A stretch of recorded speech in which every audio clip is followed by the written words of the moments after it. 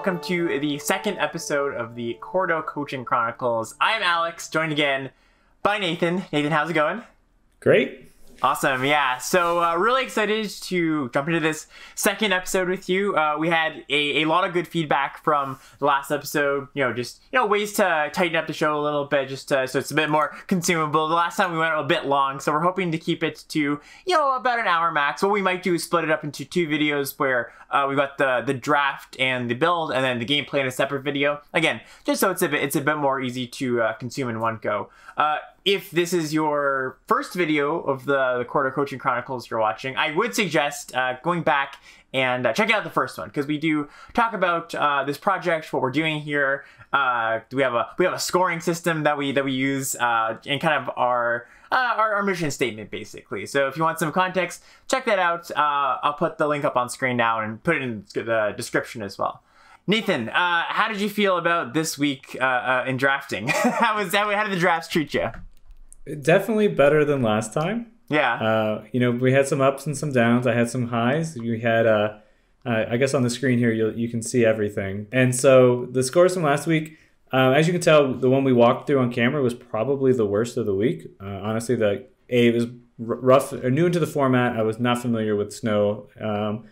The other two drafts were a little more straightforward, but it was really enlightening to see that the mistake and disagree percentage was still quite high on those. So that was really neat to see. And going through the content of that on my own was very enlightening, just from a coaching perspective. And I think one of the things that you alluded to, one of our mission statements, at least for me, is to expose more people to coaching. And how do you? It's not just playing Magic; it's actually spending time studying and focusing. So this is important to me. So I delved into those. That was really enlightening.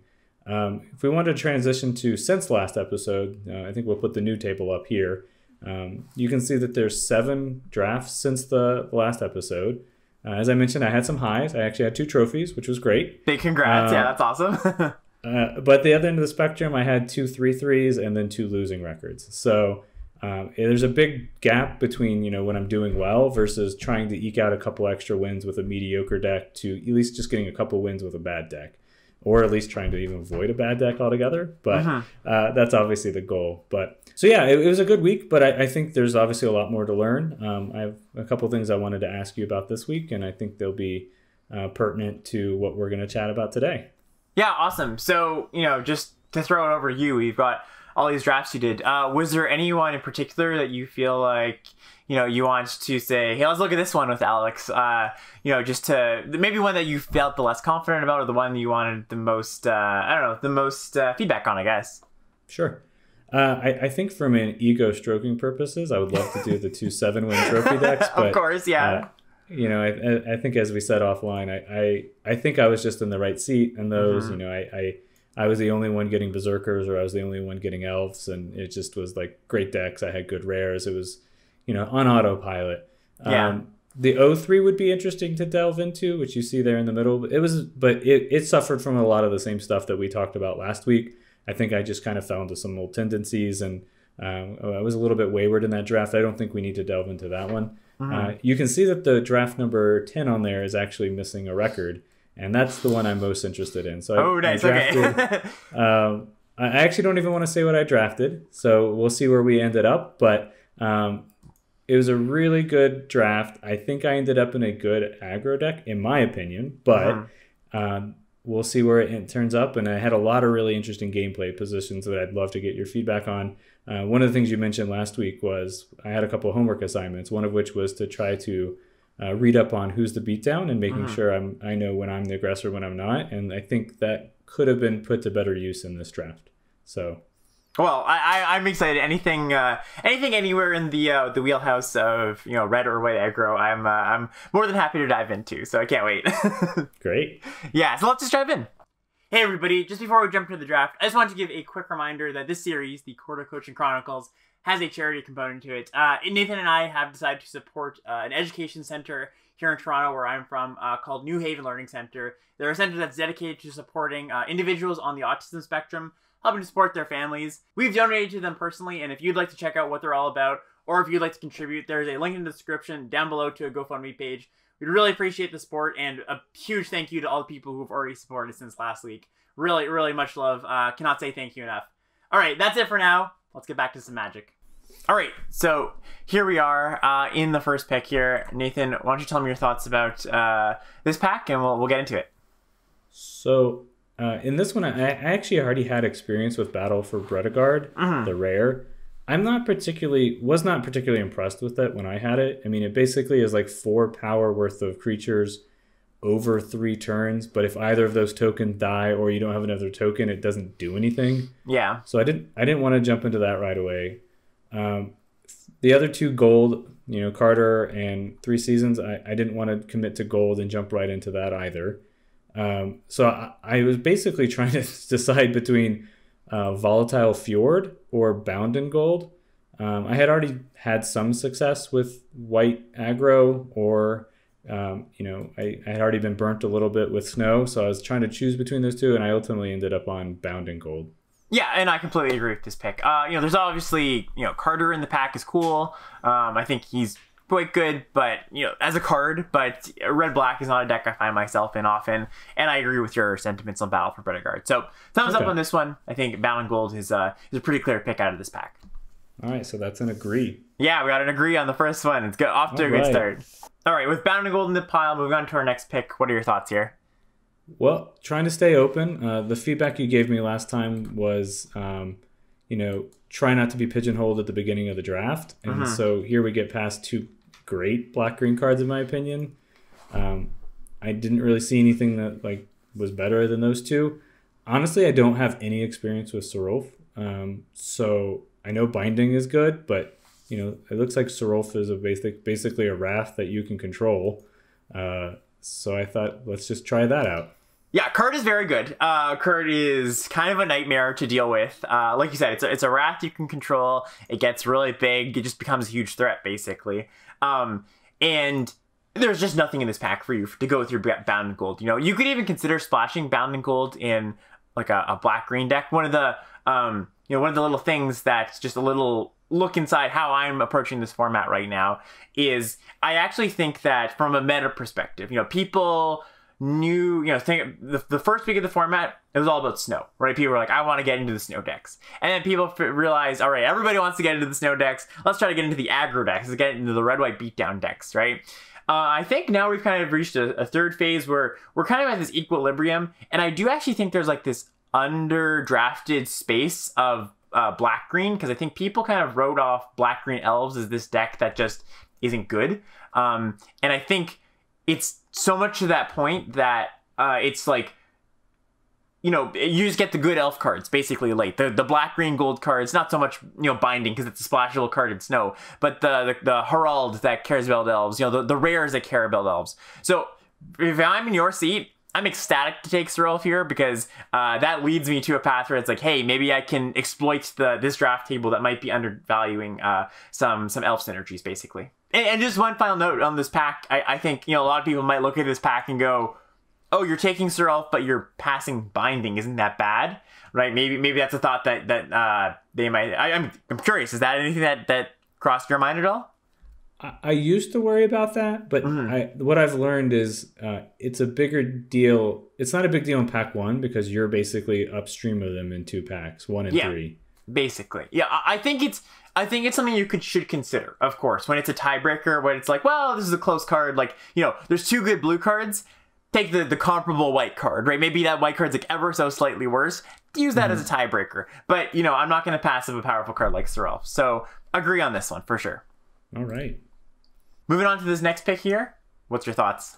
Ooh, I had trouble with this one. You can see me hovering between the 2. I was trying to choose between Clarion Spirit and Demon Bolt. Honestly, I don't think Provoke the Trolls is in the mix. It's just too much mana. Valkyrie Sword is good, but then I think, what does it cost? It's like 7 to make the Valkyrie. Right, yeah. So I was just trying to choose between Clarion Spirit and Demon Bolt. I was already with white with Bound in Gold. I didn't want to do, some other color, so I went with Clarion Spirit. But honestly, I'm not confident on this one. I am a hard agree on this one too. Okay. So a big picture, I like to, in this format, I like to try to get into the teamer color pairs, or like I said, if I think Elves is open, maybe. But you know what? If a card as powerful as Clarion Spirit makes it to my seat, third pick, I'm more than happy to pick up what other people are putting down. This card is just a premium threat. And a good heuristic you can follow if you're drafting an aggro deck is just take quality threats over quality answers, basically, right? Your quality threats are going to drive so much of your deck, right? And like Demon Bolt is pretty interchangeable with, you know, Bounding Gold or even like a few other removal spells where it's pretty hard to come by a threat that's as good as Clarion Spirit. So, you know, 100% agree on that pick. All right, here's our next pack here with a lot of options, honestly. What do you think about this one? I really like the red-white aggro. So I was trying to decide between the Valkyrie or Axe Card Cavalier or Cavalry. I know that the double spell is important with Battlefield Raptor, but I'm not really sure where that places in the format. I mean, there's just a lot of quality 2-drops here, and I mean, I consider Valkyrie a 2-drop a lot of the time. So I think I ended up on the Valkyrie with the flying. Yeah, let's see what you took here. I believe that is true. You took the Valkyrie. Yeah. So this is a pretty interesting pick too. The things in contention for me are Battlefield Raptor and Valkyrie. I think those are the two closest cards, and I think depending on who you ask, people will give you different answers for which of these cards is more important to the white aggro decks, basically. And for me, what it comes down to is if I was guaranteed the Axe Vein picks and good equipment like Tormentor's Helms, I think I would take the Battlefield Raptor. But in a vacuum, I think Valkyrie is a slightly more important card to have. You know, if I could choose 3 Valkyries or 3 Raptors, I'd probably take the Valkyries in the dark just because you're not guaranteed the good equipment is what it comes down to. But at the ceiling, you know, you'll take 3 Raptors with some equipment in your deck. I think that just to streamline my draft a little bit, I wouldn't be looking at these red cards necessarily because, you know, I like white-red, and white-red is kind of like the archetypical I'm beating down, but you can be white-green too. You can be even like white-blue aggressive flyers, right? So I think just to make it so that, you know, I'm not kind of like in either committing too early or kind of like, you know, got my feelers out in too many places, I would just take white cards as often as I can. And I think that's just a good strategy, right? If you can just take a card of the same color as your early picks for as long as possible, you know, reasonably anyways, without taking a card that's way lower in power level, that's something I'm going to tend to do. What about Raptor with Clarion Spirit? You know, you're already trying to double spell. Would that lean you one way or the other? Yeah, that's a great question. And I think Valkyrie basically does that well enough, right? I think Valkyrie helps you double spell well enough where... Totally agree, but I think the Valkyrie also plays that role. All right, here's this next pack. What's your thoughts? So we had, again, like I said, I was still trying to figure out red, white, or white. I've got my butt kicked quite a bit by Dwarven Reinforcements. You know, making 2/2/1s for 2 mana fundamentally has been really strong. So I was trying to choose between that and the Raptor. The Goldmaw Champion was also in consideration. I think the tapping is really nice. I ended up landing on the Battlefield Raptor for all the points that we kind of discussed in the previous pick, but I wasn't sure on that one. Yeah, 100%. I think that's the clear pick here for me. I totally agree. I think that Goldmaw Champion is fine, but ultimately replaceable. Because you know, sometimes my my red-white aggro decks don't even want the card very much. Because when I'm thinking of a white aggro deck in the format, generally I think it is based in evasion. I have the Raptors, I have the, you know, Clarion Spirit tokens, I have Valkyrie, I have the Courser, the 2/2 flyer, right? I'm really just trying to get in the air. If I'm white based, that is, right? If I'm red based with heavier red, maybe I'm getting into the ground, tapping things down, getting in with pups and stuff like that.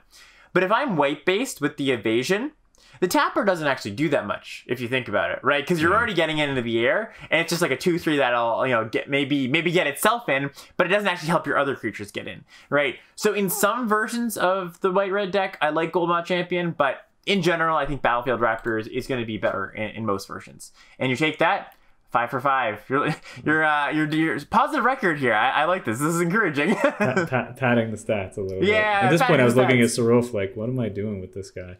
Well, but you know, it's the great thing is, you know, I think some people might look at that pick and go, well, you wasted a pick on Serulf. You know, like, who cares? Like, you have so many picks in this draft, right? There's so much time to find your lane, and you could easily have gone good black card, good green card, good black card, and looked like a genius for taking a card that didn't go with your first pick, right? So, all right, here we go on pick 6. What do you think about this one?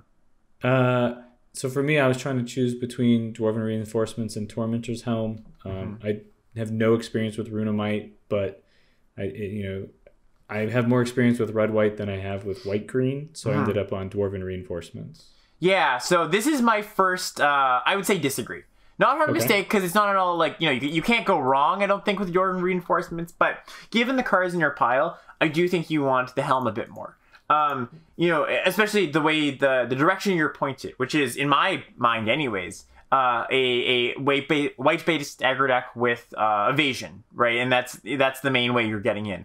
And the Tormentor's Helm plays pretty well with that, right? Put it on the Raptor, put it on the Spirit, put it on a token, put it on any flyer basically, and that does meaningfully increase your clock, right? I like Dwarven Reinforcements as well. I think it is a quality card. If you want some stats on the card, I believe Sirkovitz, who is our local friendly neighborhood data analyst, looked at the stats for how good cards are when you foretell them early. And basically, the stats showed that some mythics obviously are way up there. Sorelf's Packmate is way ahead of the pack as well, no pun intended. But then the next one right under it is Dwarven Reinforcements. That card has just beaten me up sometimes. And it's good. It's also good with the equipment too. So either way, I think they're good picks here, but slight disagree. I would go with the helm because I just think it goes a little bit better with your cards here. Is my logic. And yeah, I would saying get the equipment first, and then get the if the Dwarvens come later, that's fine. Okay. Yeah, exactly.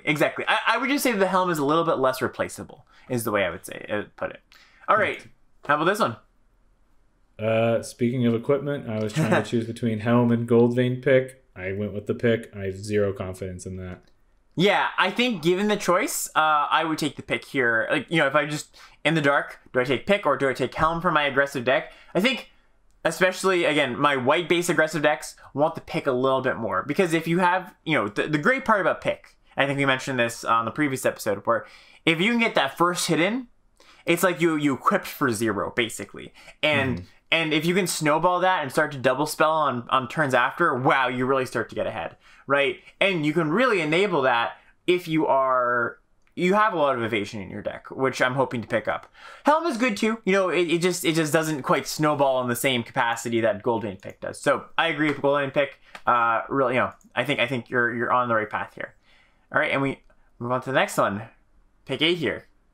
All right, so now I wasn't sure between Shieldmate, Cavalry, and Raider. One rummages, one gives you haste, and one dies and makes another warrior. So I ended up just staying with the color I knew I was with Shieldmate, but again, low confidence on that.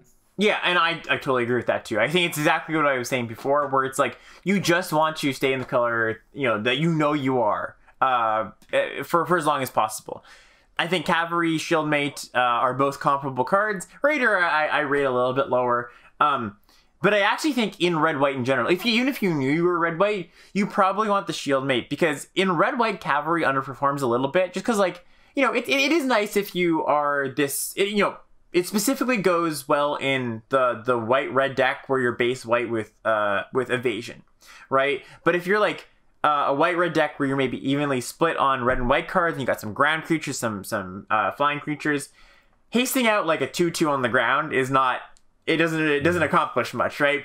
You want the Cavalry to haste out an evasive threat or a Craven Hulk or something like that, right? So you want to make sure the creatures you're hasting out with the Cavalry are actually impactful. All that being said, agree with the Shieldmate. So you think it's a little bit better in like a red-green fatty deck? Yeah, red-green or red-blue I found it to be pretty good, where you're like, your creatures are just a little bit bigger, basically. All right, move on to pick 9 here. I wasn't in love with any of these. I think I landed on the Hoggy Mob. Yeah, I think I agree with that too. Just take a reasonable creature. Nothing exciting in that pack. Nothing too pressing about that pack in general. We come back, and that was our wheel pack. We go to pick 10 here. Yeah, speaking of wheel, the Gold Mall Champion came back, so I snagged it. Yeah, and I think it is actually pretty close between Gold Mall Champion and Craven Hulk, but all things being said, I think if you were for sure going to be red-white, I would say, okay, hey, Craven Hulk's probably going to be a bit better, but like I said before, just take the white card when you know you're white.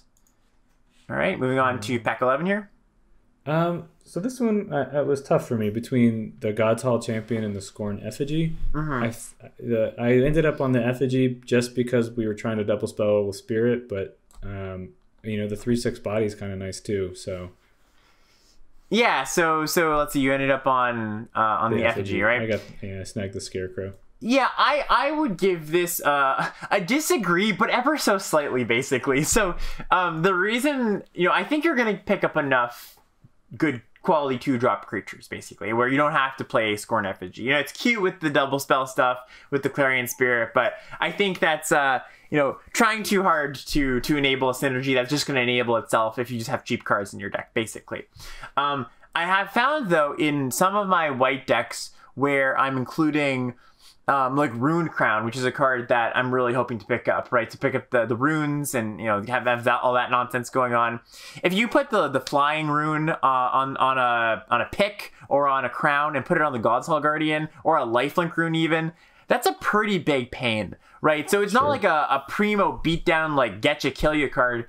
But I found that in some percentage of my decks where I maybe ended up, you have a pretty aggressive start here, but just to plan for those times where maybe you even out a little bit more, move a bit more towards a mid-range deck and pick up those, the runes that are good with this card, I think I do like it. And, just seeing kind of all possible realms where we end in here, I can see you ending up in like a blue-white deck. Maybe you pick up Vega, right? The blue-white flyer that cares about foretelling. And that's a nice little synergy piece there. Obviously, Scorn Effigy does that too. But, Goddess Hall Guardian does all the other nice things I said. So very, very slight disagree. This is basically like planning for that 1%er that you might end up in. Sure, yeah. Yeah. It's good to know. We move on here. Yeah, Actor Cavalry. The Cavalry and the Raider wheel. I took the Cavalry. Yep, totally agree with that. We move on. I think this is irrelevant. I took the Shackles, I think. So I would classify this as disagreement bordering on mistake, I think. You take the Plow? Yeah, I think so. Okay. So, again, like I was saying, I think we're not guaranteed to be white-red. And in white-red, I'm not often looking to play Plow, but my... basically, my baseline for Plow and Ox is if I end up with 2 copies of each, 2 Plows and 2 Oxen, I will play them in basically every deck, or any deck, no matter how aggressive I am. Because especially in a lot of aggressive decks, you can put equipment on the Ox and it becomes a real card, like a 2/8 or something like that, So it's not just you're like putting an 0/4 blocker in your aggressive deck. And in the times it does come together, which will be often if you have 2 copies of each, it's a really hard start for the opponent to deal with, just getting attacked for 6 and you getting this big burst of mana, basically, right? And life, right? Yeah, and the life, that matters too if you're racing, right? So basically optimizing for those times. Again, I think here's a theme where we're getting on. It's recurring a little bit. It's just like optimizing for those like 5% times when it's like, this could pan out, right? This could be very good. And if the cards come to me, or that I do pick up another Plow incidentally and I get some Oxen for free, that's a nice little pocket of synergy I can have in my deck, and will most likely be better than a Shackles of Treachery, is the way I would put it. Yeah. So I think it's fair to say that's a mistake then. Yeah, let's give it a mistake. That down as an M. First mistake on the mark there. All right, and then we move out here. You took the Immersturm Raider. Yeah, just take the good 2-drop and another Raider. Okay. Yeah. So let's do a little check-in. Flush with Raiders. Yeah, flush with the Raiders. As we did last time, checking on the draft. How are you feeling about it? What's your thoughts in this position? I feel like that we were pretty good. I think we're in the open lane. Yeah. Judging by the wheels and judging by the cards that are being passed, I feel pretty good. Yeah, I think so too. I think again, I think if I were in your seat, I wouldn't be married to being in red, because there's no real reason for me to be like, oh, play these red cards. But feel confident about white X, and that's a really nice place that we can go. Yeah, I love the white X aggro decks in this format. Ari Lax just wrote a really, really good article, and I'll post it in the show notes for anybody who wants to check it out, and I'll send it to you, of course, too. But just how to draft white aggro, because he's been finding a ton of success with it in the format. He did a really bang up job of it, and he goes into like the little intricate details, like kind of like what I'm getting at here too. So sure. Yeah, no, it's good to I'm taking notes over here, and you basically are saying like optimize for the fail case, right? Yeah, exactly. Optimize for the fail case. All right, and we move into this pack 2 pick 1. What do you think about this one? I had no idea. So Crush the Weak kills everything in my deck. Yeah, don't want that. So I was like, I don't know that I want that. Selvala I know is a bomb, but like it doesn't.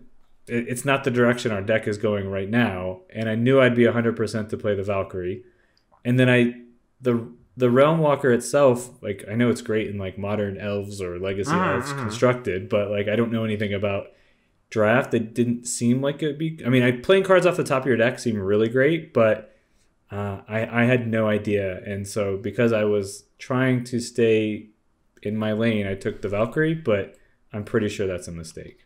No, I would take the 2. I agree with that. So I think that you could take the Realm Walker here too. Again, kind of like I was saying, I don't think I'm guaranteed to be red. I could be white-green.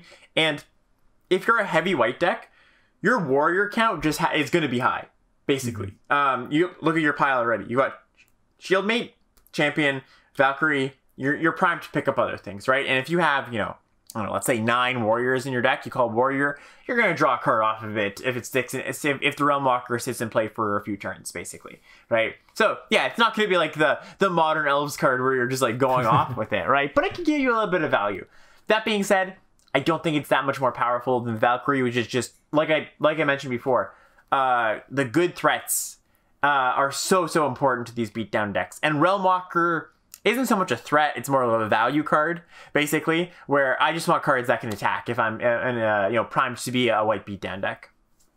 So, yeah. In Selvala, you mean no interest in that since you already have the red? Yeah, I think that the way I'm seeing your draft... Svella, am I saying it wrong? Yeah, Svella. Svella, there we go. Yeah. Selvala is a different card. Yeah, I think basically...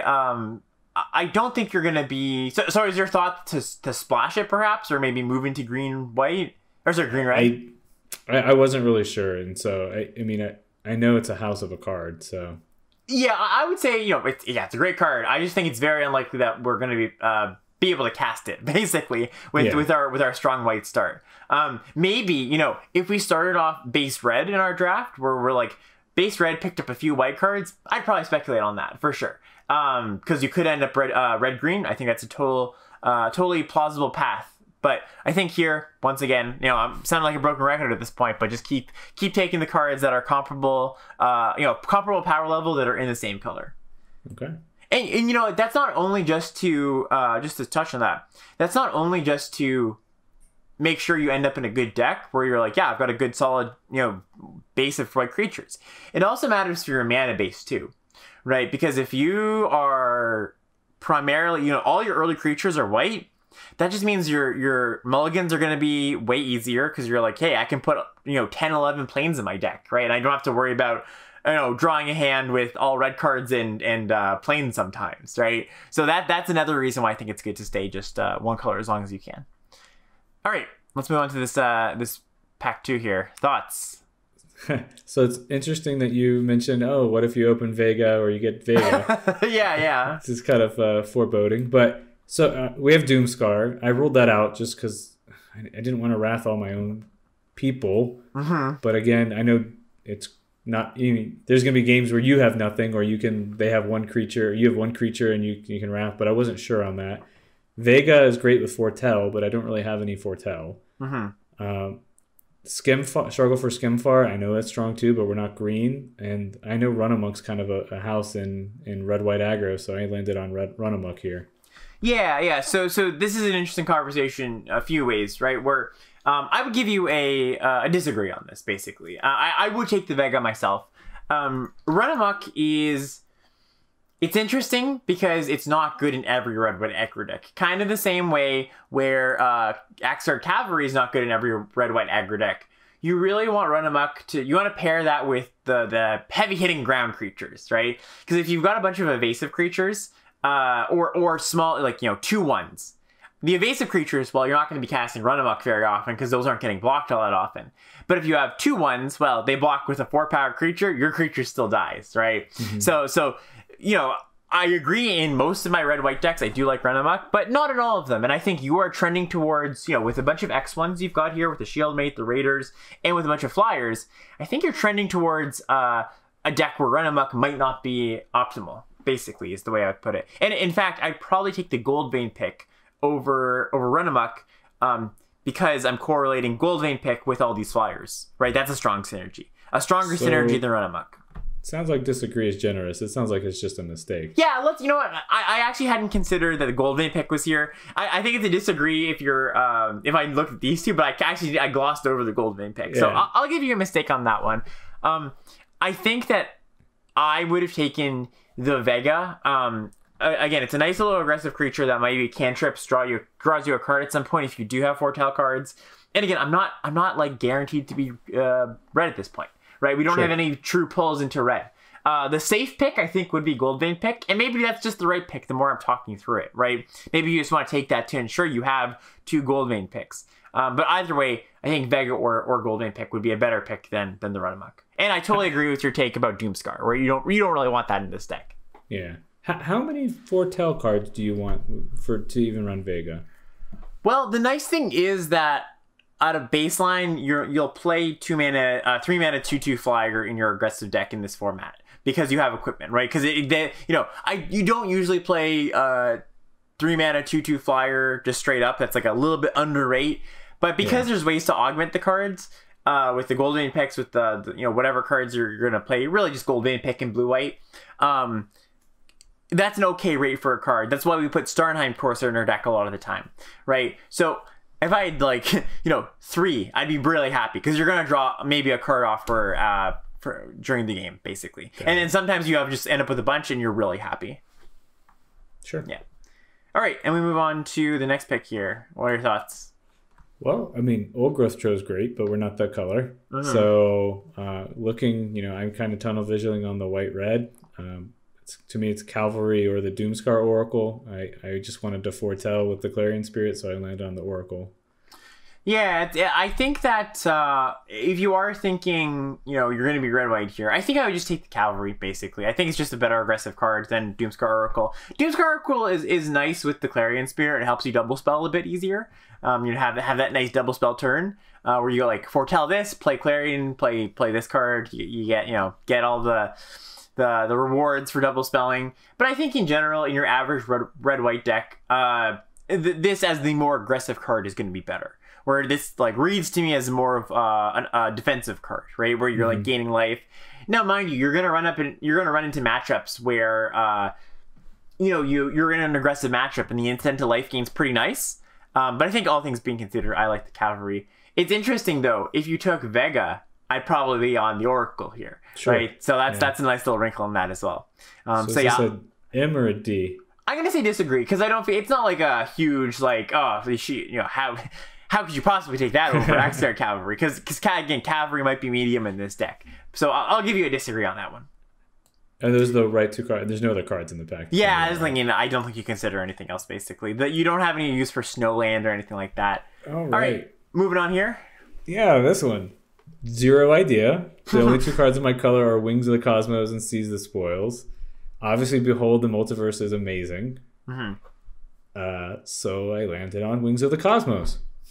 Yeah, so this is I think you did a really good job from the drafts I was looking at this week, especially this one, and compared to the ones last time where you were speculating a bit more, just willing to go out on a limb.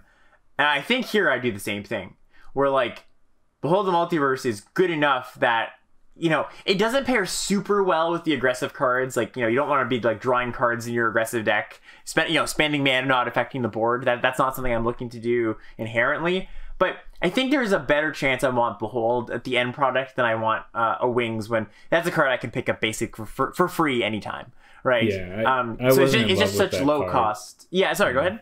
I was just saying I wasn't in love with the card. I think I was just grabbing it. Yeah, it's just look, this is a card of my colors. I should take it, right? So yeah, I'll give you a mistake on this one. Basically, I think it's the delta is too large that even if you're not going to play this card very often, I think the times you do end up there, you're gonna be happy with it. Sure. Moving on to the next pack.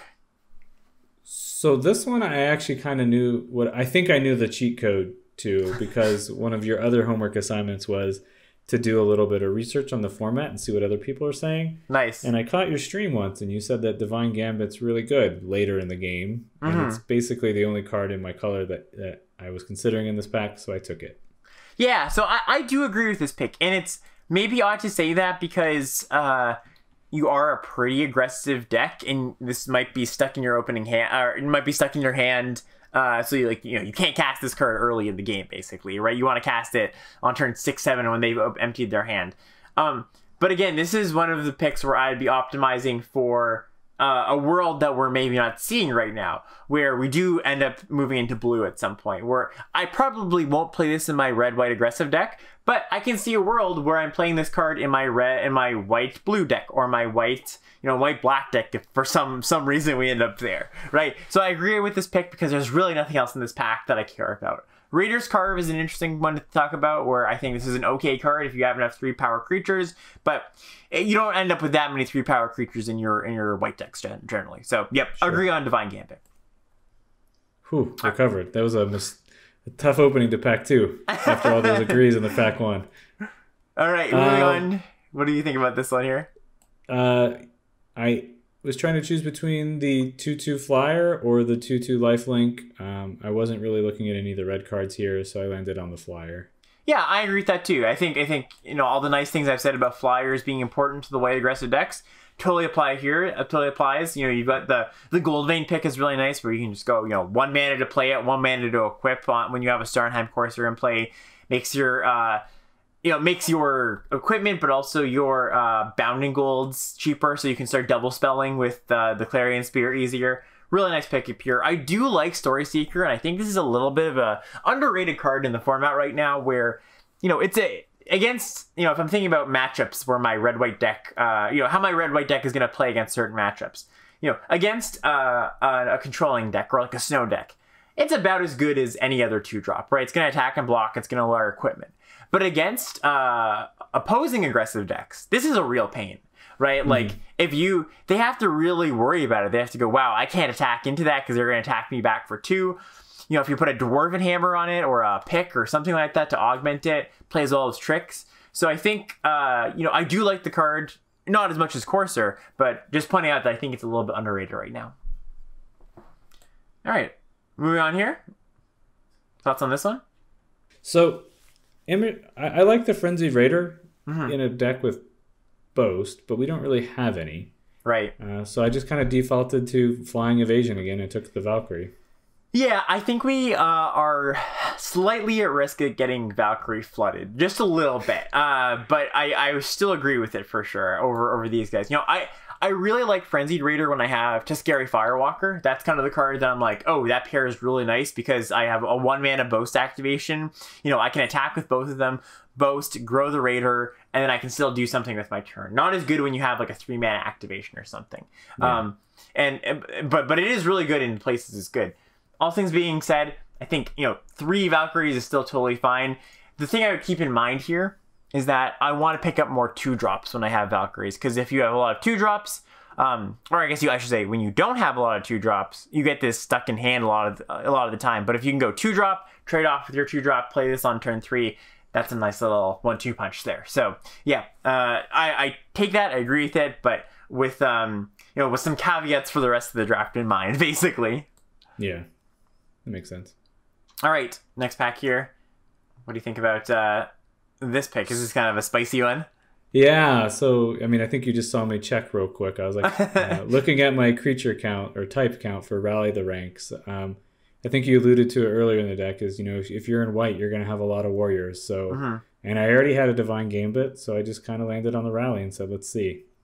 Yeah, I do agree with the pick, at least on speculation, because it's going to take me a lot to play this card. I want, I'd say like 9 or 10 of the same creature type. To really feel confident that it's going to do something when I draw it every time.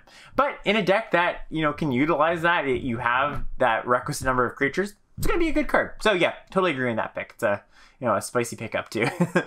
All right. I believe this one is pretty much irrelevant. I don't think at this point, I think we're mostly locked into red-white at this point. I can see a world where we do move into white something else, but it's not like these cards are going to be relevant for your white X aggro deck anyways. So let's mark this one irrelevant.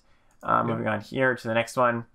So that Vega Wield, by the way. Yeah, Vega Wield. So I passed it again. I didn't. Yeah, I think I'd consider that a mistake here because, well, look, I just said we probably won't end up anything else but red white, but I was guessing we probably wouldn't get the Vega back.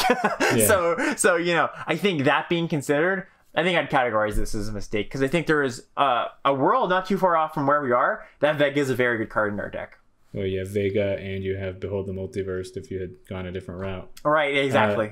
I landed on the Valor just to try to suit up somebody, but I wasn't, again, in love with that. Yeah, I think, I'm not sure, this is a stat that, going back to interesting stats, Valor the Worthy is a card where it's, the win rate of the decks it goes in is very high, basically, these white-based aggro decks. But the win rate of the decks goes down when you draw this card. So basically, imagine the way you interpret that is build decks as if they want this card, where you want a lot of things to suit up, but don't actually put this card in your deck. Right? Yeah. So you'd be better off taking the God's Guardian here, if anything. Yeah, I think potentially, yeah. All right, moving on here. Pick 11. I thought this was irrelevant. I took the Giant. I think so too. I think a Grim Draugr is sort of interesting because the very off chance, maybe you open up a black bomb or something. Grim Draugr is sort of an interesting card in black-white specifically because you get snow planes for free almost, because nobody wants snow planes at the table. So like your Grim Draugrs can be activated pretty easily, which it's a little wrinkle, but I would still mark this as irrelevant, just a kind of little quirk of Grim Draugr there. So yeah, I'll give you an irrelevant for this pick. Yeah, something to consider. I think also pretty irrelevant here. Yeah, it took the C's. It didn't really matter. Yep. We take a Scorn Effigy. Yeah, I think this is also pretty irrelevant. So last few picks here, not really mattering. Smashing also is irrelevant. And then in best of 3, Smashing would be a fine pickup. Cavalry, that's something nice. Like this is kind of a repeat of the last pack where we just get like a decent card last pick, which is kind of interesting, right? In our pack 1, we were like, okay, there's like some reasonable red cards here. All right, so what do you think about this? This is a really, I think this asks you a very pressing question. How willing are you to branch out into something else here? And the answer was not much. I know Maya's good. I probably tunnel visioned too much on that I was red-white already, and I took the Run Amok. I don't even know if that's the right pick over Courser or anything. Yeah, so. I think I'm going to give this one... that's tough. It's tough, because I personally would take Maya. I think it's more of a disagree than a mistake, though, because, I think I'm very much a believer in kind of different picks for different people in a way, where it's like you might feel more confident in your ability to navigate the rest of this draft if you just take a card that goes in your red-white deck, basically. That might boost your confidence and ability to streamline your deck to a level that taking Maya wouldn't. Like, if you feel very confident in your ability to navigate every draft, take the Maya and be like, all right, let's put a feeler here, right? But if you feel like you're going to miss the 2-drop, you might as well just take the 2-drop. I do think I would take Maya because, again, you don't have any real pulls into red particularly, and I think Maya is better than all your red cards combined. but I do think it's totally reasonable to just take a 2-drop here. I think if we're going to be objective here, I probably tunnel vision too much on the red. I think if you're saying that Maya is better than all of my red cards together, I think that we should put this as a mistake. Sure, let's do that. Because looking at my red over there now, like we're having this conversation, it's really not good at all. Yeah. Other than the Run Amok. I'm taking the Run Amok to go with the Run Amok I have, but like, right. That's it.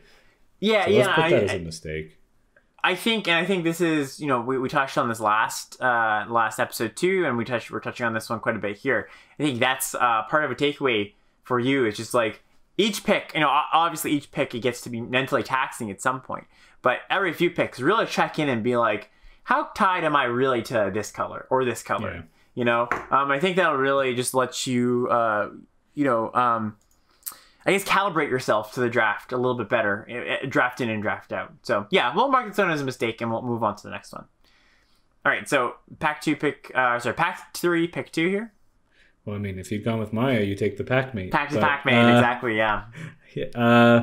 I ended up just sticking with the Warrior. Wed Right Aggo. I like the Boast one. I like the Pump. I took the Warrior. I was thinking about the Squash just because I'm one of the other feedbacks from last week as I'm interaction light. But I felt like the run amucks were already kind of interaction from that perspective, and the pump seemed good, so I went with warrior over squash. Yep, I agree with that. And it also plays nice with run amucks, right? The natural synergy of boast playing well with run amok, because your opponent wants to boast or block your boast creatures, so you don't keep getting the bonus, right? So they put their creature in front, you boast, you run amok, and you kind of get them. So yep, I agree on that one there. All right, this one? This one, going back to spicy picks, the safe pick to me was either the Braggart or the Champion, the Goldmaw Champion. I really haven't had too much success with Warhorn Blast in this format, no, so I didn't want to go with that. Going with the Rally the Ranks logic, I'm going to have a lot of warriors. The Pretender can be a warrior, so I went with the Pretender. Yep, totally agree on that. I think your logic is exactly sound, right? And Pretender is just a decent card, because even if you don't have a million warriors, this comes down on turn 3. You play, a Valkyrie or something. You've called a warrior, and it's a 3/3 attacking on turn 4. That's not the end of the world, right? And then it has the potential to get out of control with the right draws, right? So, yep, totally buy that. I think that is. Do you have anything that cares about types other than the rally? I don't think so, right? Because sometimes you notice, just like I'm looking through my pile sometimes, and it's just like, oh, that actually matters. Changing matters there sometimes, just randomly, just because there's so many lines of text on these cards, and you never know when incidentally it'll reference like a cleric or something. Who knows, Yeah. So yeah, you cast a shapeshifter, and that Glimpse of the Cosmos comes back from the exactly. Oh, that's yeah, cool. you're like, oh, that's nice. Yeah, can you imagine what it's going to be like when we go back to playing paper and we all miss every single one of our triggers? So many miss triggers. All right, so, and we get a nice one here. Yeah, this is interesting just because I'd never played with Bergie before. So I ended up landing on her, but I don't think Frostbite is, in consideration. 2 damage to a creature is not great in my opinion, so I just snagged the Bergie. Yeah, Bergie, who knows? I have no idea. I have no pronunciation guide, so if we'll go with whatever you say it is. Look, when this series gets picked up by a big network, we'll request a pronunciation guide so we can make sure we're getting it right. But I think that your logic is totally sound here. I mean, Bergie's just great. It's just a great card in general. Both sides of her are awesome. But Frostbite, it's an interesting point to touch on, because you generally don't want Frostbite in your red-white aggro decks, because you care often about getting the big things out of the way in your red-white aggro decks. Your creatures, your 2/2s can trade for their 2/2s and get, you attack with like 3 creatures, maybe a 2/2 trades off. You kind of dealt with their creature. The things you really care about interacting with are the Craven Hulks and the 5/5s of the world, right? Where it's just like, my creature can't tussle with that. So I need my Bounding Gold or my my Deal 4 to deal with it. And Frostbite just doesn't get the job done. In my more controlling decks, I like Frostbite a lot, but we're nowhere near that. So yep, totally agree with your logic and totally agree with taking Bergie here. All right, moving on. Yep. So next pick, trying to snag more. None of the red-white was great except for the helm to me. Trying to snag more equipment, and so I snagged the helm. Yep, I agree with that too. For all the reasons that we talked about helm being great, it's exactly what you want in this deck. Moving on. Next pick here. This one's an easy one too. Based on all the logic we already talked about, I grabbed another Bloodline Pretender.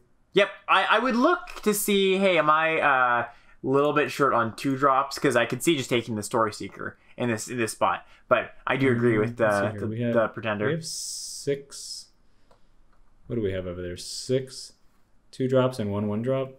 Yeah, I'm hoping not to play all the Immersturm Raiders. I would say maybe 1 max if I have to. Okay, so maybe it's an upgrade. The Story Seeker would be an upgrade on the Raider, but I do think that Pretender is nice. It plays well with our rally and with our with our warriors and stuff. So yeah, big agree on that still. All right, and we're gonna move to the latter half of the pack here. So I think, given what you just said, I ended up landing on the Courser here, but maybe I should have given more thought to the Shieldmate because of 2-drop and Warrior synergy. I think so. Yeah, that's exactly what I was going to say, and it's great that that you're coming to that conclusion, right? Just based on our talks, I think that's already demonstrating that it's all sinking in, So this is a mistake then, huh? Totally. I'd give this a mistake because you just need to slower your curve a little bit. So, yeah, I would take the shield mate myself. All right. The next one's probably a mistake too. Then I landed on the dwarven reinforcements over the shield mate. I think now that we just talked about it, mistake. It's close though because Dwarven Reinforcements also plays kind of nicely with Bloodline Pretender. Just calling Berserker, right? Berserker. That's kind of interesting too. But I would actually give this more of a disagree because I think there's merit either way. Right? I would take the Shield Mate, but I'll give you a disagree on that one. Okay. All right, and our last parts of the pack here, we open up. Wow.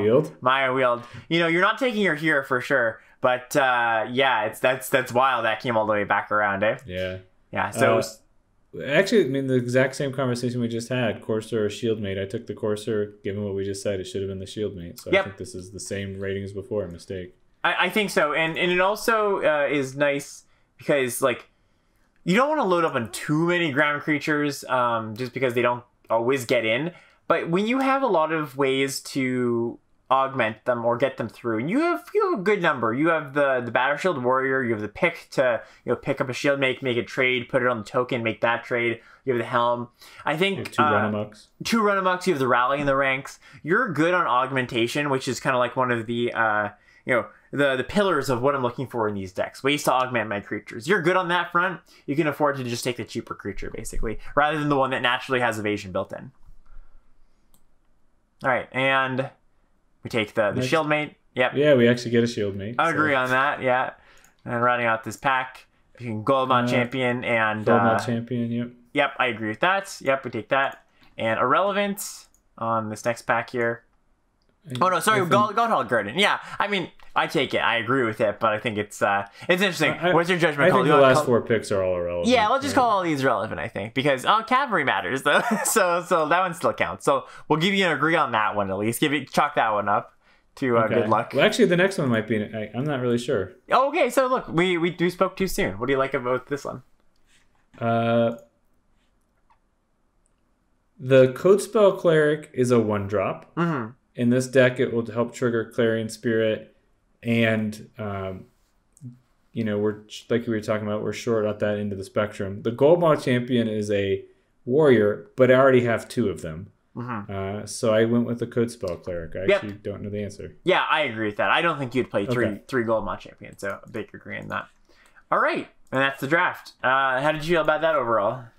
When I did it on my own, I thought I made a really tight red-white deck, but, going back and looking at it, I scored this in real time.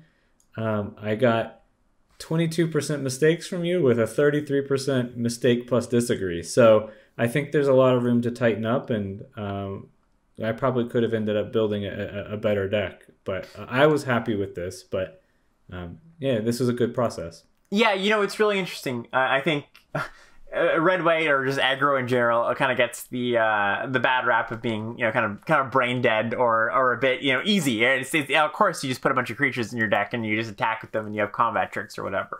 But I think especially in this format, it's really tricky. There's a lot of nuance to how you want to be building each individual red white deck, because sometimes you are more reliant on equipment. Sometimes you're more reliant on flyers, right? Sometimes you're more reliant on run amok. Right. I think thinking about the ways you are converting your creatures into damage, and the creatures that for example, like I was saying, the flying creatures, they want you to convert the equipment into damage, whereas the ground creatures want to convert use the run amok to convert their power and after into damage. Right. Getting all those nuances right, and getting them, I guess, cognizant in your head for when you're drafting, I think is really key to drafting good versions of these decks.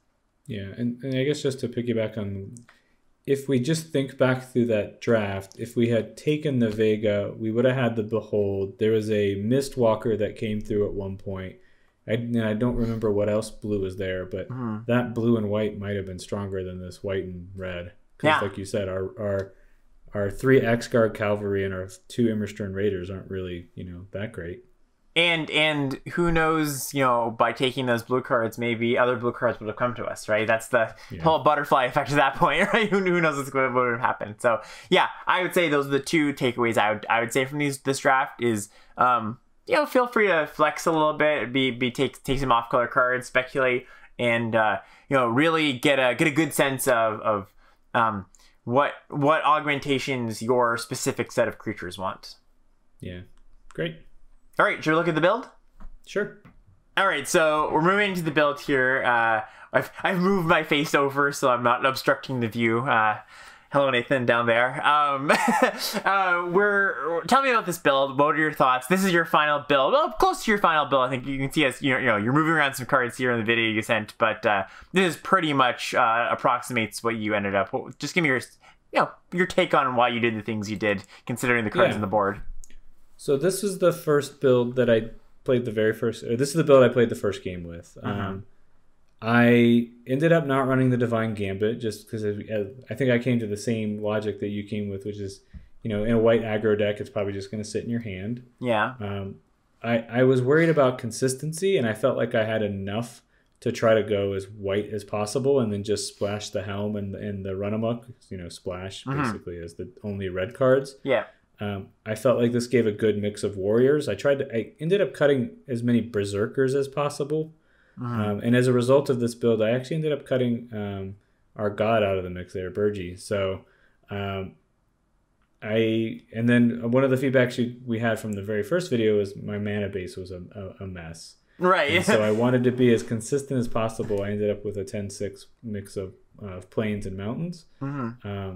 This is where I landed. I did end up changing this, but before we talk about that, let's get your feedback on this one. Yeah, for sure. So there's a lot of stuff that I like that you did here, where streamlining your mana base to be mostly white because you have so many white cards. I think that's really smart. So often people just say, okay, Arena, what are you going to give me? What lands are you going to give me? They do 9/7 or 9/8 or whatever, and they just say, okay, that's going to be it. But I think you even could have gone down one more mountain potentially. You just had 5 mountains. I think 6 is probably conservative in the sense that it'll allow you to cast your red spells more often, but you might have some trouble double spelling with your white cards. But I think I like this 10-6 mix basically. The one thing that just definitely does stick out is Burgi in the board, and you made that swap after. But I guess talk me through your logic for Burgi in the board. It was just a streamlining the mana consideration. It was streamlining the mana considerations, and honestly, I hadn't had any reps with her. I thought that the backside, which I think cost 5 mana, was just going to be unlikely for me to get there. I know that's like a good engine, and in the front side, I get the fail case as a 3 mana 3/3. Yeah. I didn't really give much consideration to the power of the front side either. So I was like, let's just lean into this Warriors thing. We have Rally and 2 Pretenders, and everybody else is basically a Warrior. Let's just run with that. Yeah, I think my take on that would just be Burgi's just, I agree with the general concepts you're saying, where it's just you're hoping not to get to 5 mana and want to have a card advantage engine. You want to streamline your mana. But I do just think Burgi's powerful enough that you can kind of throw that out the window just a little bit. And that's one of the big overarching concepts of Limited is when to forsake synergy for power, right? And vice versa, right? Where your mana base doesn't want you to have too many red cards, and also you are a very aggressive deck, but Burgi is good enough basically where you should be playing her, I think, almost every time if you can cast her. And like you said, the front side is even really good, especially when you have these 2 gold mod champions. Tapping down 2 things is a lot more than tapping down 1, and the fact that she helps you double spell is also really important. So yeah, I mean, obviously you changed that, so I can't ding you too much for it. But if you're in your initial build, if you stuck with that, I'd definitely ding you some points there. Well, I think we should ding me because I played a game with it this way. Okay, so. Yeah. Keep you honest here, right? Yeah. I do like the rally. Which I lost, by the way. So. Oh, okay. Well, and I lost due to flooding out. I was gonna say, how was your? Yeah, it's a little results oriented. I died with two lands in hand. So yeah, maybe a little results oriented for me to say that, but it's it makes a good story. I think I'm doing a little rally of the ranks count, and you got to 1, 2, 3, 4, 5, 6, 7, 8, 9, 10, 11. Yeah, that's solid. That's about where I want to be to play the card. So thumbs up on that. Any fewer, if you have like 9, I'd be like a little bit sketched out on that, but I do agree with that. I do think the one thing I would do potentially is maybe cut a Courser for an Axe Guard Cavalry here. And that might sound a little weird for all the things we were saying, where you want evasion and you want to streamline the mana base, not have too many red cards. But I think you want more 2s just to enable, Valkyries coming down, and not just going 4-drop Valkyrie, 5-drop Valkyrie, basically, right? You want more 2s so you can trade off more often, basically, to enable the Valkyries. Yeah, go ahead. Okay. I was gonna say, if we're gonna talk through this, it sounds like you're saying Bergian cavalry in. What would you cut? The Oracle? I ended up cutting. I brought Bergie in and I cut a plains, so I actually went down to 15 lands. Right. What would you do differently here, just in general? I think you'd probably just cut the Code Spell Cleric. I think that's my first cut, just like lowest power level. Like, it's nice, but I think that. Yeah, just one of the lower power level cards basically here. It can be really good in a really low to the ground aggressive deck where you have like all 2s, maybe a lot of Battlefield Raptors. I don't think you're quite there. You're more in like slightly tilting towards the aggressive but mid-rangey kind of deck where you're going to be like, not just killing them on turn 4 or whatever, right? Yeah. And so I think just like take out the most, the lowest impact card is where I'd go to. So you bring in, Bergie for that. And I wouldn't go to 15 lands here for a few reasons. I think that you want to go to 15 lands in your aggressive decks when you have basically close to a monocolored mana base. Because if you go lower than that, you start to skimp on sources, right? Where you kind of start to be not have enough colors sometimes, right? If this deck was just mono white, you could easily play 15 lands, I think, 100%. But that means, at some point we're cutting sources, right? And that means that we have a hard time fitting in the mountains and the red cards. On top of that, I do think this deck wants to get to 4 mana. And the reason we play 17 lands is to most consistently or most often get to 4 mana on turn 4. That's one of the more salient reasons why we do play 17 lands. And so I don't think you need to get to 4 lands every single time, so I like 16. But I think you want to get to 4 so you can double spell on turn 4 a good percentage of the time. So I wouldn't go further than 16 here. All things being considered, if we're looking at our scoring system with, when we look at deck build, we look at synergy, we look at curve, and we look at mana base, just to give you some ratings here. Synergy, I'd give you about a 9, right? I think you got the nice augmenting creatures spells that we were talking about. You've got the cool tribal stuff going on, which is a nice little touch. And I think where I would ding you a little bit, maybe an 8 actually. I think 8 started to amend my score, but an 8 because where I would ding you a little bit is just not having enough 2-drops for the Valkyries, basically. Okay. Where the Valkyries are going to be 4 mana all of the time. As far as curve, pretty good, and I think this ties into the synergy. I'd give it about an 8 as well, where I think you'd like to have just a few more 2s if you could have helped it. And we talked about that in the draft too, right? Where there was points where you could have taken a few more 2-drops and you elected to take some like Starnheim Corsairs instead, right? So yeah, I'll give you an 8 because that's the one place here where I feel like you could have done a little bit better. And then as far as mana base goes, if you did submit the 15 land deck, I think I'd ding you pretty hard for that. Yeah, I think that is... It's not terrible by any means, but I'm going to give you a 6 for that because I think you're going to lose a percentage of games where just having to mulligan too often or just not hitting the land on turn 4. One of the things about aggro decks is that the window that they operate in is so much more compressed than other decks, right? Where if you don't hit the exact thing you need right when you need it, you start to fall really far behind. So where a more controlling deck can be like, oh, I missed my 4th land drop. That's okay. I'll hit it in 2 more turns and draw some cards and catch up. that window has passed for the aggressive decks, right? And you just need to play a good amount of lands to hit lands 1, 2, 3, 4 a lot of the time. All right, sweet. Should we look at a video worth of gameplay here? Yeah. I think the one that we've selected it was I don't want to have any spoilers, but I think there was opportunities to make some different decisions, and I'd like to pick your brain on it.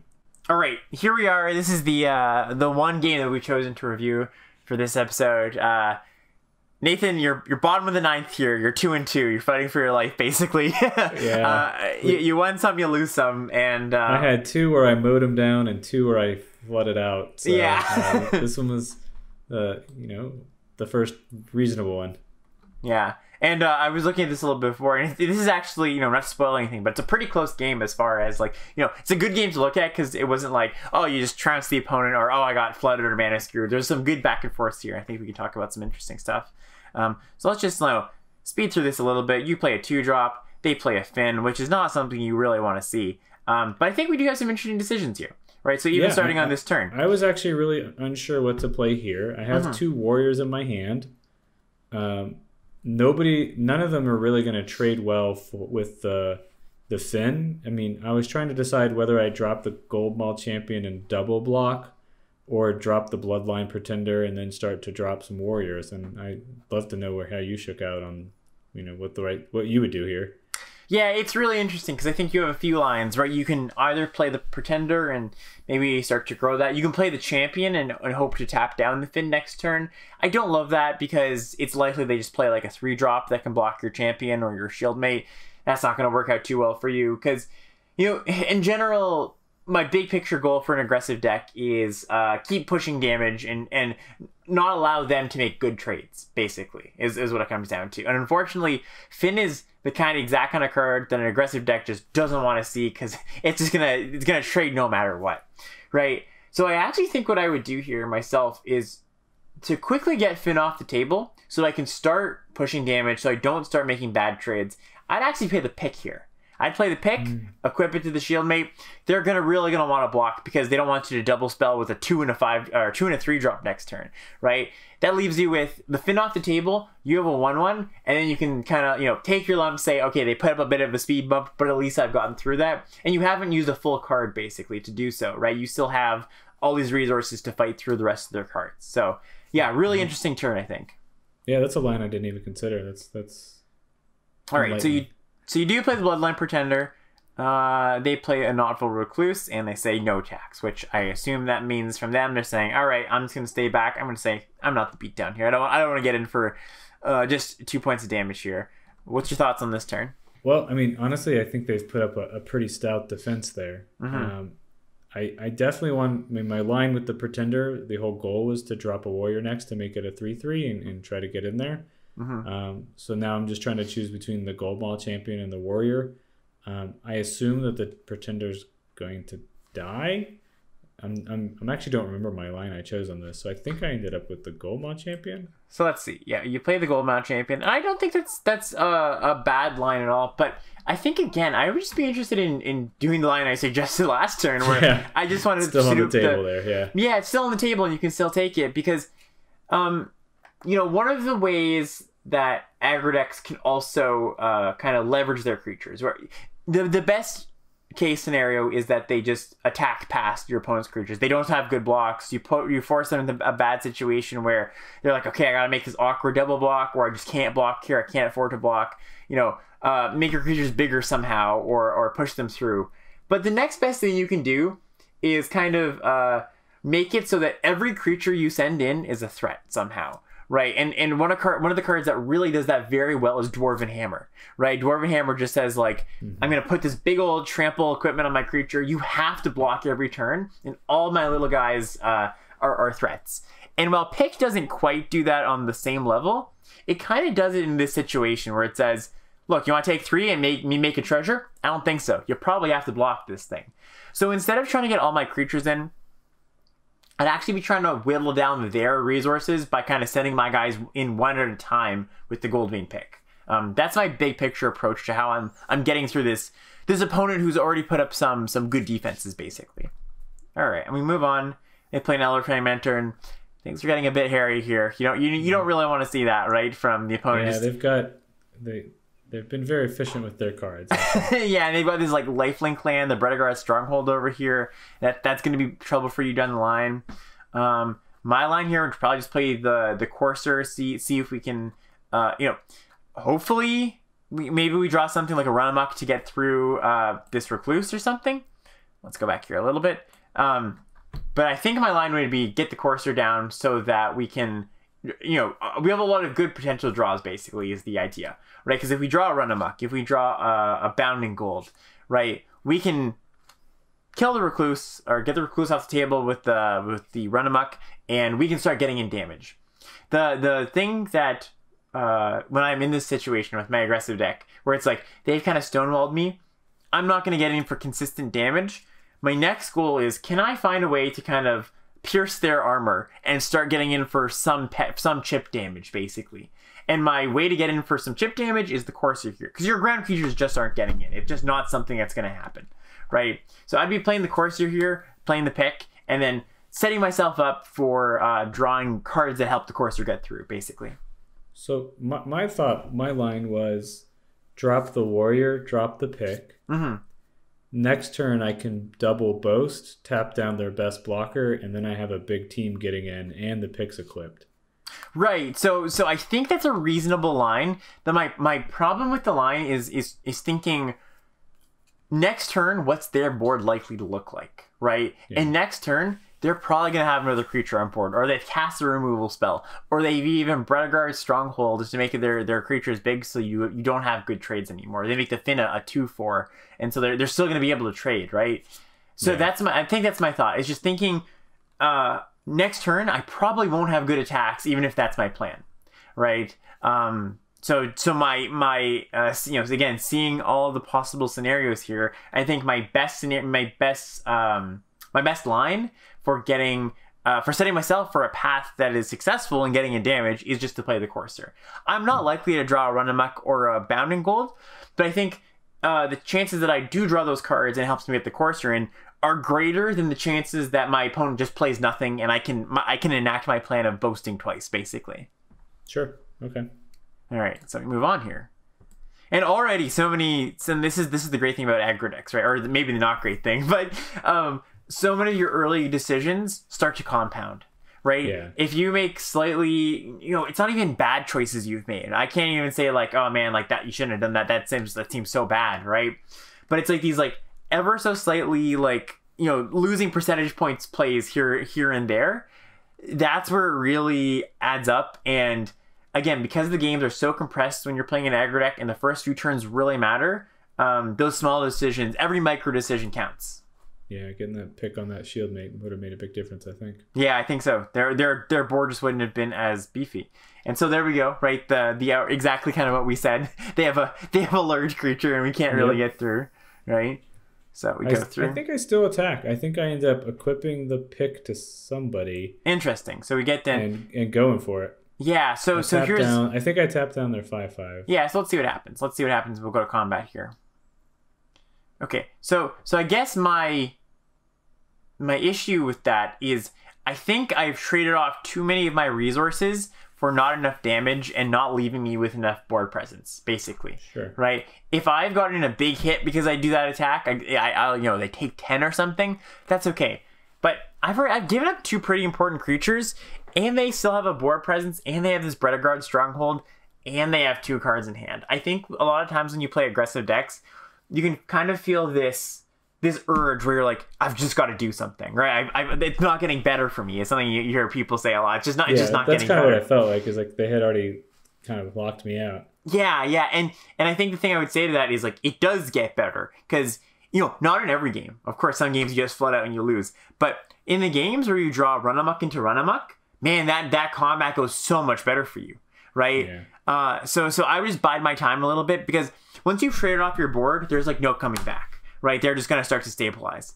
But it really does help to bide your time, even though it feels like, I should be getting in there.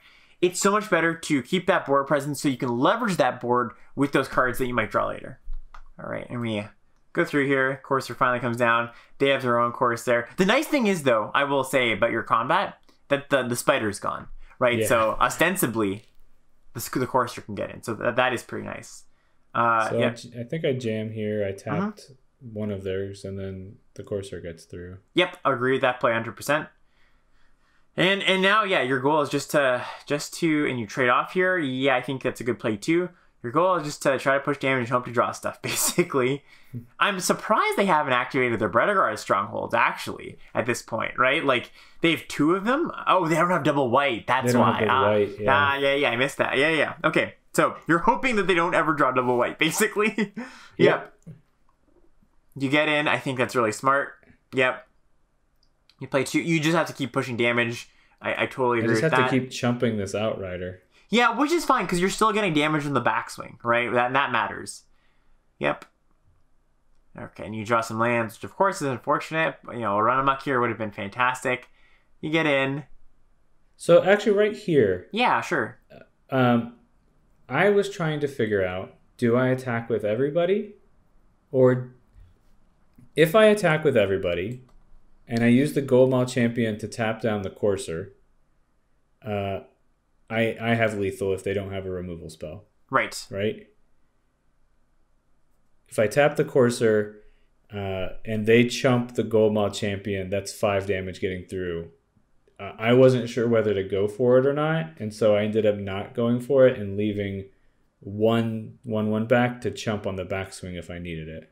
So basically, what would you do? Yeah, so basically you're saying here, what you're ultimately saying is if my opponents made a mistake and they didn't realize they were dead on board, I win here. Right? Because they have that foretell card, and I was like, that could be... it could be the deal 5, right? Iron Verdict. Right. And so here's what I would think, right? It's like, it could be that card, or what else could it possibly be, right? There's not too many things that they wouldn't just cast, I don't think, right? And so I'd probably put them on that, and because of that, I think you get in with everything but the 1/1. I think that would be my I do think that's where I landed, but I really wasn't sure, because again, like I said, I think if you're assuming the opponent made a mistake where they didn't realize they were dead on board, because they are dead on board, right? That's right. They're just dead to your tapper. Then you can go for that. And I think if you're playing against an opponent that you feel like they've been making kind of like weird plays, maybe they haven't been making the best plays, I'd probably go for it. But I don't think my opponent's been making that many weird plays. I think they've been playing pretty reasonably. And so I would say, you know what? I'm going to assume I'm playing against a rational opponent who's making good plays, and that this play makes sense to them. And maybe it doesn't make sense, and you would have been better off just going for it. But I don't think, if you're making rational decision making, I think it's good to assume your opponent's not an idiot, basically. So I would have left one thing back. I agree. Okay. I think ultimately it didn't end up being a verdict. I think it ends up being a pack mate or something. Interesting. They just cast the pack mate. Wow. They didn't just cast the pack mate. Yep. Vorinclex off the top, it seems. Okay. And defeat. And does it show us? Does it show? I think I could have clicked. I think they cast it, didn't they not? Or no? No, I don't remember. It was there. Looks like it was there till the very end. Yeah. Unfortunately. But...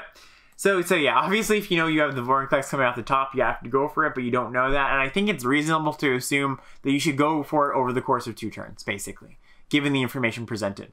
Yeah. Yeah, basically I like your endgame decisions, your decision making. I think the early games could have been maximized.